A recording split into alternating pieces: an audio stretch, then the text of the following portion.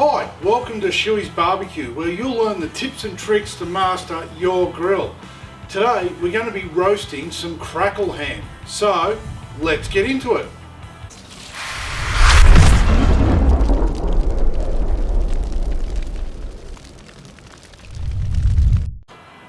Yep, you heard me correct, crackle ham. So it's already pre-cured ham, skin back on, so we can get a crackle, and I just can't imagine anything better than ham with crackle.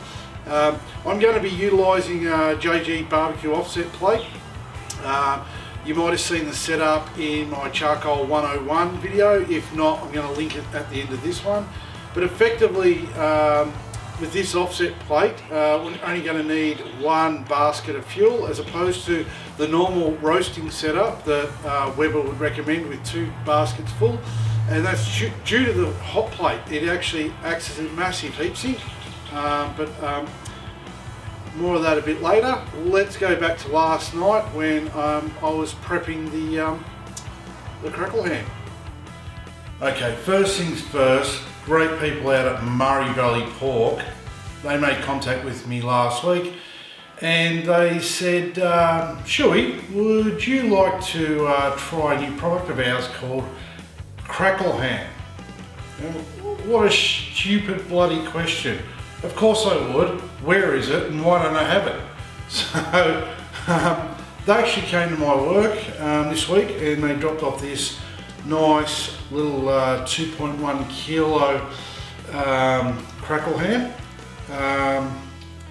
I'm going to have words with them. I have a family of 6 and I like to have leftovers. So I generally probably buy about 4 or 5 kilos, so I'm just not going to tell the kids I'm cooking this one. But I can't wait to get stuck into it, and they have nicely also sent me some instructions. Now, I can't remember the last set of instructions that I've read all the way through. Be that from furniture from IKEA, Lego kits for the kids, and even cooking recipes. Might explain the shed full of collapsed furniture and the tubs full of unmade up Lego. We won't go into that, will we? This one will turn out good. Their recommendations are great. I mean, it's their product, but it is crackle, and I like to do my crackle a certain way. So if it doesn't work, it's on me. Okay, so but it will work because I know how to do crackle and I know how to do it well. First, let's get the plastic off. Okay, so this plastic, although keeping it fresh, it is also holding in moisture, and to get crackle, we do not want moisture on this skin. So we'll, let's see, remove the plastic.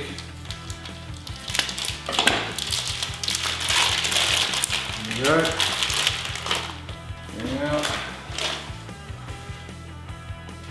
Now, it's got a beautiful ham smell already, and I'm actually going to get rid of that string. I don't think that's needed either. Okay, now you will have a little bit of residue, so a bit of paper towel, just get the excess off, pop it in that tray.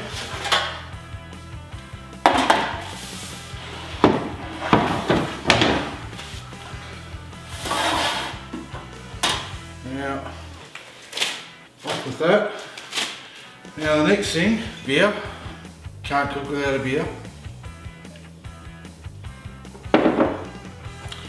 Now we're just going to salt it. I'm going to give it a fairly heavy coating of salt. The salt is actually going to, well, it's going to impart a little bit of flavour, that saltiness, but the salt is actually going to draw moisture out of the skin. So we'll put a fair bit all over it. Now, before we do go to cooking this, we will wipe the majority of that salt off anyway. But what we're going to do is we're going to put this in the fridge overnight uncovered, and being in the fridge uncovered again is actually going to draw out that moisture out of that skin. So we're actually two things. One, getting it out of the plastic, wiping off that moisture, that's drying it out. The salt, drying it out. In the fridge overnight, uncovered, that's drying it out. We're giving it every possible chance of giving us that crunchy, crackly skin, and that's exactly what we want. I have never had anyone go around to someone's place or my place, and whether it be a pork roast or whatever, and say, oh, the pork was lovely. No, it's the crackle. It's the crackle we want, okay? So it's the crackle we're going to get, and it's the crackle we're going to make. So I'll put a little bit on the side. Being that this is a cured ham, I'm not going to put any on the meat itself, it doesn't need it. But that's effectively it. If I was going to do, if this is a stock standard roast or a rolled porchetta that I wanted to salt up, I would more than likely put the salt on, wipe it off before I go to bed, reapply some more, because that salt is obviously drawing moisture. It's going to get wet, so you don't want that moisture sitting on the skin. So I probably will sometime tonight wipe that off if I don't have too many beers and reapply some salt. The other thing is too, find people at Murray Valley who have already made some slits through the skin. Normally what I'd do is I'd ask for an unslit, and I'd use one of these, a Stanley knife, or I know some of you out there call them box cutters. I don't like to be told what I can cut with my knife, so I'm not going to call it a box cutter. But that's essentially it. That's our prep done. Pretty easy. So we'll get this into the fridge. I'm going to drink some more beer tonight, and we'll cook this up tomorrow. Cheers. Okay, we've got our Weber set up with our JG barbecue offset plate and one basket for the chimney in. So there's the offset plate. We've got the bevel to deflect the heat up around the lid, and our basket. Remembering, we don't want to bank all the charcoal. We're putting a lot of lit charcoal in there. We don't want to bank that on the porcelain. It's not recommended, and it's better to just pop it in a basket. Okay, so we'll get our charcoal on, and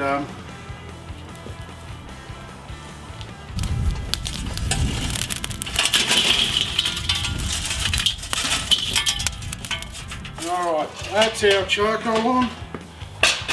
Okay, we need to just put our grill on.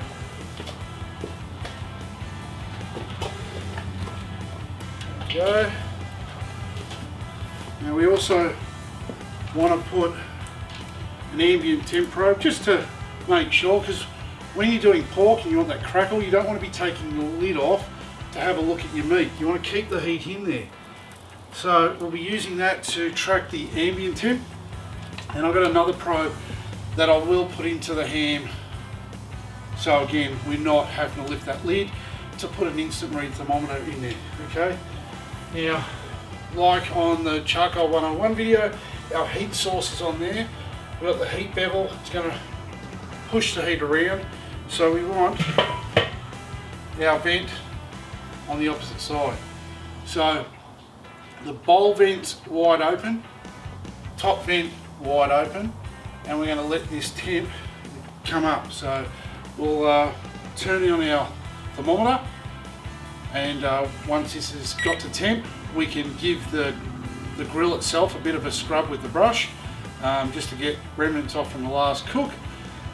If you want to give it a light oil, you can do that. I don't see the need. The heat sort of loosens everything up and the brush gets rid of it. And then we're going to put the ham on.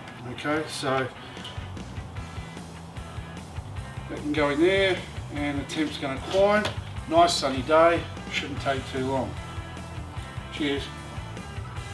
Okay, while I'm waiting for the Weber to get up to temp, and that temp I'm looking for is at 200 to 220 Celsius mark. That's what's going to form that crackle for us. Okay. What I could have done in preparation, I could put a foil tray in there to catch juices. So when I normally do a roast, I'll do that so I can make a gravy with those juices afterwards. Or you can put your veggies in that tray. With this, because it's a ham, it's already cooked, we're just warming the internal temperature of that ham up to that 60 degrees Celsius mark. The fact is, I'm not going to make a gravy with this. So being the fact that the hot plate becomes a massive heat sink and it becomes really hot, as the juices drip down, they're going to flare up and you're going to get that smokiness that's going to come up to that ham, which is going to give that extra little element of flavour. So that's what we're going to do. No tray underneath. We want to have that smokiness going all over our ham. So we haven't got much longer to wait. It's nearly up at temp. It's up near that 180 degrees Celsius, so a little bit longer. We can put our ham in. Okay, so it's going to roast for 30 minutes at that 200 to 220 Celsius mark. I'll close all the vents down, okay, just leaving it open a fraction, about 3 or 4 mil, for another 25 to 30 minutes. As I said, we're going to put a probe inside the ham. So we're not lifting the lid on until this ham is nearly at that 60 degrees Celsius mark. So we're probably looking at around 57, 58. We'll take it off. While it rests for about 15 minutes, it'll keep climbing internally to that 60 degrees Celsius mark. And then we can slice in and eat. Crackle ham. I've never had it before and I can't wait. So let's get into it. Our Weber's up to temp now, so it's time to put the crackle ham in. Now I'm going to do this quick. I want to retain that heat. As much as that JG barbecue offset plate does retain heat and gets the temp up quick, the longer we leave the lid off, the longer it's going to take to get up there. So I've already got the secondary probe into the crackle ham. Remembering, we don't need to actually cook this ham, okay? We need to form the crackle with high heat, 30 minutes. We'll turn the heat down so that by closing that bottom vent down, only leaving it open about 3 or 4 mil, and then we'll wait until the internal temp of this ham gets to just under the 60 degrees Celsius mark, so around the 57 to 58 degrees, and then we'll let it rest for 15 minutes and it will climb to that 60 degrees Celsius that we need. Okay, so I'm going to throw this on, have some more beers, and can't wait to dig in.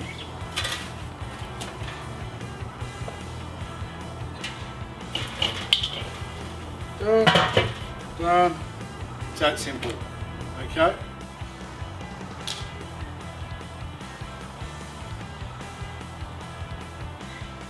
Well, that's it. Weber's getting back up to temp. It's going to be about 30 minutes and then we're going to be closing down those vents. As I said, the bottom vent, if you've got a one-touch system, leave it open about 3 or 4 mil. If you've got a 3 daisy wheel setup, close 2 of them all the way down and leave one open, just a fraction. All up, you know, this is an hour's cook, so those using my beer timer, we're looking at 2 beers. Okay, so grab yourself a beer, sit back, wait 30 minutes, close the vents down, keep an eye on the temp, and once it's hit just before that 6 degrees Celsius, let's take it off. Alright, it's been 30 minutes. I've just closed the vent down, as I said, to about that 3 to 4 mil mark, and we're going to leave it for maybe another 25-30 minutes. I'll keep an eye on the temp. It's in that mid 20 degrees Celsius range now, so time for another beer, and we'll, as I said, just keep an eye on the internal temp with the probe, and that magpie is going to get shot any minute now. Alright, the crackle ham is at that target temp or near to. As I said, we want to take it off before it, so I want it at 60 degrees Celsius, is what you should reheat ham up to. It's at 58. We'll take it off for about 15-minute rest and it will climb up to that 60 degrees Celsius. So time to take it off.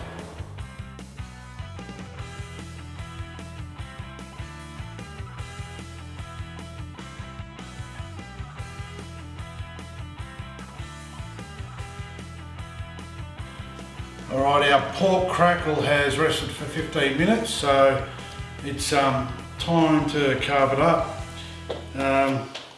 It looks super crunchy.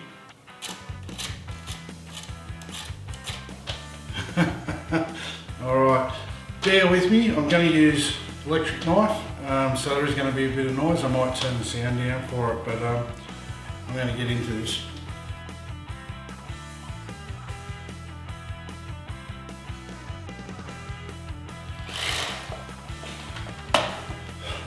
Look at that. That smells absolutely awesome. Yeah, use the electric knife. I figured I'd have a better chance of getting some nice even cuts through the crackle. Taste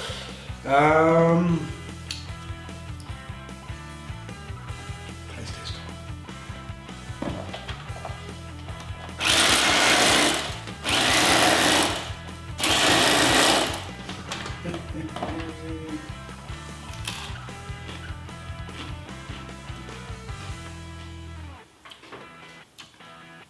If you can't hear that,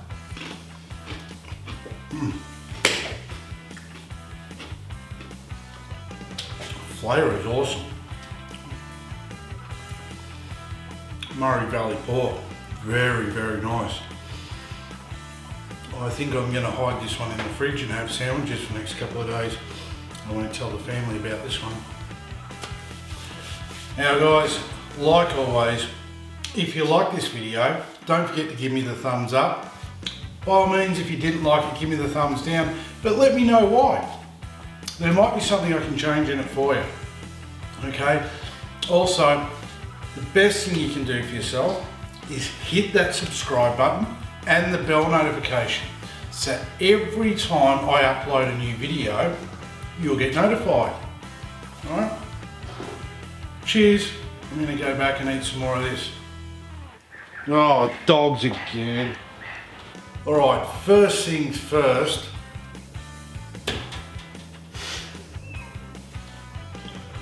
Alright, first things first. There are 8 people out at right. So, where the offset plate is, you can put a foil tray there. And I don't know what I was going to say. More beer. Where you could have put, you couldn't do nothing because it's my video. We could have put a, I say you couldn't have helped. It's me. Okay, while we're waiting for that Weber, what we could have done, we couldn't do it, I could do it. Because that offset plate becomes red hot, it becomes a really big hot sink. I don't even know what I'm trying to say. Heat sink, that's the word. Welcome to Schueys Backyard Barbecues and Lawnmowers and Whippersnippers edition. So that's it.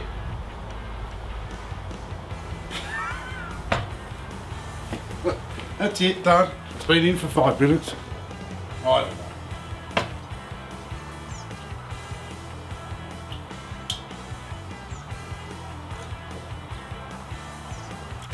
That's pretty tasty. I reckon I'm going to put on about 5 kilos eating this one. Do you want to try some? Yep. No, you're not getting any. Oh, it's all mine.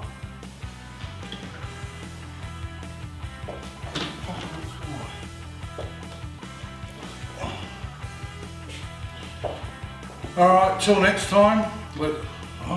Fuck off. Cheers.